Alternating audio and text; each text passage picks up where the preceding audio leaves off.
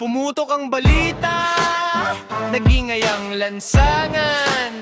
Ang mga DDS sabay-sabay na nagdiwang at nagiyawan, sapagkat ang sikat na bayarang bilihan ko na si Mima Alicia, na walang ginawa araw-gabi kundi mangkanti mga asar at manira sa aming hanay. Na yun ay nanahimik na, pinaglabayan at pumasok sa dilim.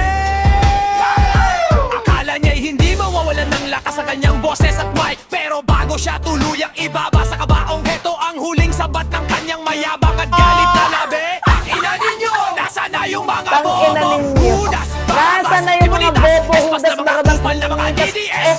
Nandito kupal na pa mga kami, DDS. buhay Present, na buhay, nandito kami. humihiyaw, Buhay pa. humihinga at nakatayo ng matibay. Ikaw, patay na. Patay na! Hinahanap mo ang mga DDS present! Ikaw, Present! nasan ka na Ikaw, ngayon? nasan ka ngayon? Nasa garapon, nasa loob ng malamig na kahon. Pisting yawa ka, nasa impyerno ka na. Nasa impyerno ka na.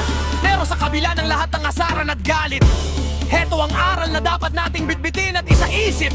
Ang politika'y lilipas, ang kapangyarihay nagwawakas. Kahit anong kulay o panig mo, lahat tayo'y haharap sa parehong bukas. Huwag nating ibenta ang ating kaluluwa para sa pansamantalang paninira